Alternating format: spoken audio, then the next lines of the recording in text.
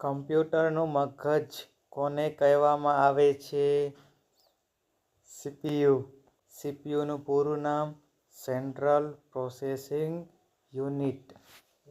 CPU કમ્પ્યુટરનો સૌથી મહત્વપૂર્ણ ભાગ છે. તે તમામ ગણતરીઓ કરે છે અને સૂચનાઓનું પાલન કરે છે. સીપીયુના 3 ભાગ છે: ALU, Cu, memory unit. Memory unit. પરીક્ષામાં ઘણીવાર પૂછાય છે કે કમ્પ્યુટરનું મગજ કયું છે? તો લખવાનું સીપીયુ. કયું આવે? સીપીયુ. સીપીયુનું પૂરું નામ સેન્ટ્રલ પ્રોસેસિંગ યુનિટ. કમ્પ્યુટરની શોધ કોણે કરી હતી? Charles Babbage. કમ્પ્યુટરના પિતા તરીકે પણ ઓળખવામાં આવે છે. નીચેનામાંથી કયું ઇનપુટ ઉપકરણ છે? કીબોર્ડ. કીબોર્ડ દ્વારા કમ્પ્યુટરમાં માહિતી દાખલ કરવામાં આવે છે. નીચેનામાંથી કયું આઉટપુટ ઉપકરણ છે? તો શું આવશે જવાબ? મોનિટર. રેમનું પૂરું નામ શું છે? Random access memory. રેમ એક અસ્થાયી મેમરી છે. રેમ કેવી મેમરી છે? અસ્થાયી મેમરી છે. કમ્પ્યુટર બંધ થતાં જ તેમાં રહેલી માહિતી નાશ પામે છે. રોમનું પૂરું નામ શું છે? Red only memory. રોમ એક કાયમી મેમરી છે. કમ્પ્યુટરની સૌથી નાનું એકમ કયું છે? બીટ. બીટ વિશે સમજૂતી. બીટ કમ્પ્યુટરનું સૌથી નાનું એકમ છે. 8 બીટ ભેગા થાય એટલે કેટલા બાઇટ બને? 1 બાઇટ બને. 1024 બાઇટ બરાબર 1 કેબી. 1 કેબી બરાબર કેટલા બાઇટ થાય? 1024 બાઇટ. 24 બાઇટ બરાબર 1 કેબી. 1024 કેબી બરાબર 1 એમબી. 1024 એમબી બરાબર 1 જીબી. કમ્પ્યુટર વાયરસથી સુરક્ષા માટે કયા સોફ્ટવેરનો ઉપયોગ થાય છે? એન્ટીવાયરસ. એન્ટીવાયરસને કમ્પ્યુટરને વાયરસ અને માલવેરથી સુરક્ષિત રાખે છે. ઇન્ટરનેટ શું છે? પરસ્પર જોડાયેલા કમ્પ્યુટરનું જાળું. ઇન્ટરનેટ એ વિશ્વભરના લાખો કમ્પ્યુટરનું એક વિશાળ નેટવર્ક છે. ઇન્ટરનેટનો ઉપયોગ નીચેના કાર્યો માટે થાય છે: ઈમેલ મોકલવા માટે, ઓનલાઈન ખરીદી કરવા, વિડિયો જોવા માટે, માહિતી મેળવવા માટે થાય છે. ડબલ્યુનું પૂરું નામ શું છે?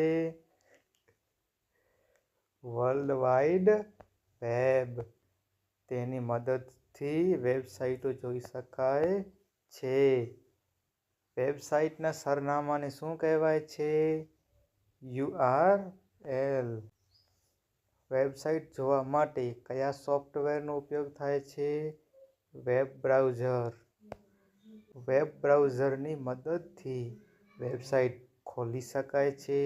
ઉદાહરણ તરીકે તમે ગૂગલ ક્રોમ, મોઝિલા, માઇક્રોસોફ્ટ એજ વગેરે ખોલી શકો છો.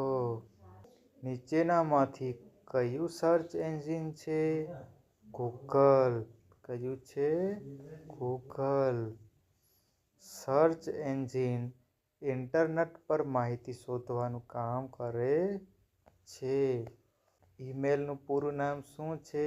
ઇલેક્ટ્રોનિક મેલ. ઈમેલ મોકલવા માટે કયા પ્રોટોકોલનો ઉપયોગ થાય છે?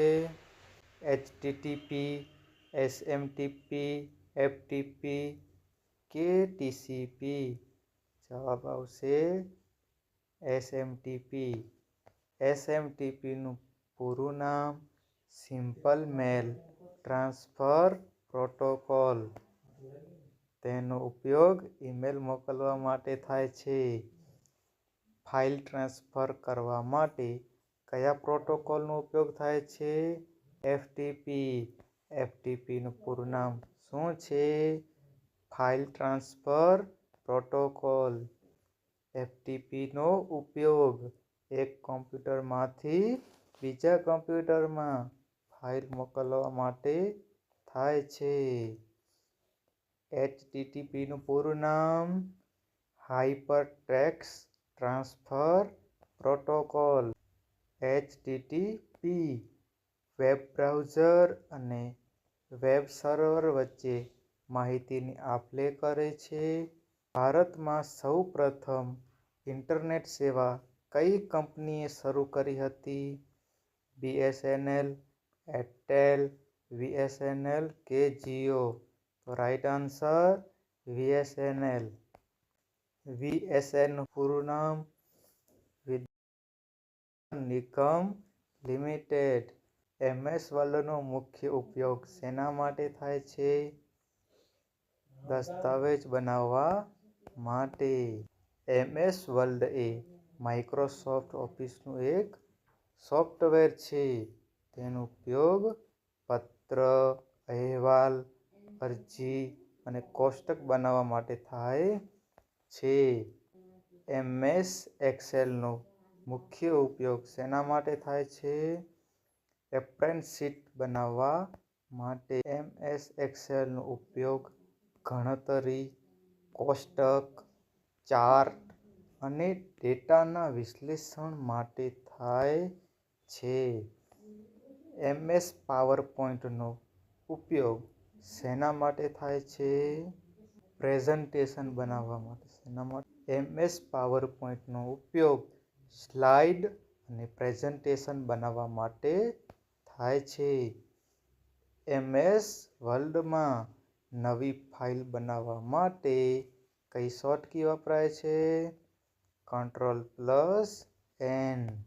MS વર્લ્ડમાં ફાઇલ સાચવવા માટે કઈ શોર્ટકટ કી છે? Ctrl+S. S નો મતલબ સેવ. MS એક્સેલમાં પંક્તિને શું કહેવામાં આવે છે? રો કહેવામાં આવે છે. જે આડી દિશામાં આવેલી રેખા હોય છે તે શું છે? રો કહેવાય છે. MS એક્સેલમાં ઊભી દિશાની હરોળને શું કહેવામાં આવે છે? આવી રીતના ઊભી રેખાને કોલમ કહેવામાં આવે છે. MS એક્સેલમાં સૌથી નાનું એકમ કયું છે? સેલ છે. રો અને કોલમ જ્યાં મળે છે તેને શું કહેવાય છે? તેને સેલ કહેવાય છે. પ્રેઝન્ટેશનમાં નવી સ્લાઇડ ઉમેરવા માટે કઈ શોર્ટકટ કી વપરાય છે? Ctrl+M. MS ઓફિસ કોના દ્વારા વિકસાવવામાં આવ્યું છે? માઇક્રોસોફ્ટ